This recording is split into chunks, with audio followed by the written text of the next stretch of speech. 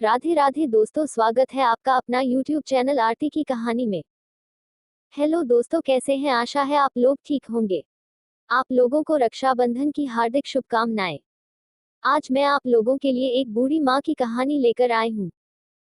और हाँ दोस्तों, वीडियो को लाइक और चैनल को सब्सक्राइब करना नहीं भूलेंगे।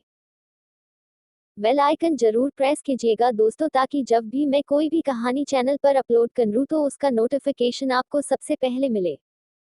माँ की आखिरी इच्छा। किसी शहर में एक माँ, बेटे और बहू रहते थे। बहू थोड़ा घमंडी स्वभाव की थी। बहू को अपनी सास से बिल्कुल नहीं पटती थी। वह हमेशा अपनी सास से लड़ते रहती थी। एक दिन लड़ाई इतना बढ़ गया कि बहू ने अपने पति से कह दिया कि माँ को वृद्धाश्रम छोड़ दो, नहीं तो मैं तुमको छोड़कर चली जाऊंगी। इस बात पर पति पत्नी में बहुत झगड़ा होता है, लेकिन अंत में जीत पत्नी की ही होती है। फिर वह बेटा अपनी बूढ़ी माँ को एक वृद्धाश्रम में ले जाकर छोड़ देता है।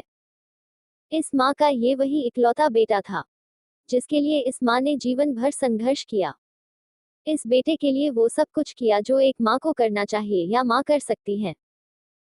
और आज भी अपने बेटे को किसी भी तरह की परेशानी ना हो, इसलिए आश्रम में रहने के लिए भी तैयार हो गई। वृद्धाश्रम में रह रही माँ हमेशा अपने बेटे को याद करती थी, मगर बेटा केवल साल में एक बार उसको मिलने जाता या फिर फोन पर बात कर लेता। कई साल बीत गए। वृद्धाश्रम से बेटे को एक दिन फोन आया। उन्होंने कहा, बेटा जल्दी से आश्रम आके अपनी माँ से मिल लो, वो बहुत सीरियस है। बेटा जब अपनी बीमार माँ के पास पहुंचा तब वह अपनी आखिरी सांसें गिन रही थी। बेटे ने अपनी माँ से उसकी आखिरी इच्छा पूछते हुए कहा, माँ मैं तुम्हारे लिए क्या कर सकता हूँ बताओ। माँ ने कहा, बेटा इस आश्रम में गर्मी और मच्छर बहुत ज्यादा है, यहाँ पर कुछ पंखे लगवा देना। फ्रिज ना होने की वजह से यहाँ पर हम बूढ़ों को कई बार भूखे पेट ही सोना पड़ता है, क्योंकि हम बूढ़े किसी का दिया हुआ खाना खराब होने से नहीं बचा पाते। तो इस आश्रम के लिए एक दो फ्रिज भी खरीद कर दे देना। बेटे ने अपनी माँ की सारी बात सुनी और अपनी माँ से पूछा, आपने इतने साल यहाँ पर निकाल दिए, पर आपने कभी भी यह बातें मुझसे नहीं कही, और अब जब आपके पास टाइम नहीं बचा है तब आप यह सब कह रही है, ऐसा क्यों?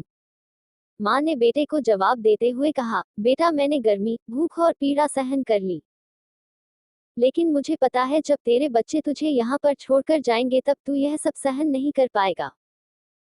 इसीलिए तेरी सुविधा के लिए मैं तुझे यह सब लगाने के लिए कह रही हूँ। कहानी कैसी लगी दोस्तों? अपनी राय कमेंट बॉक्स में जरूर शेयर करें।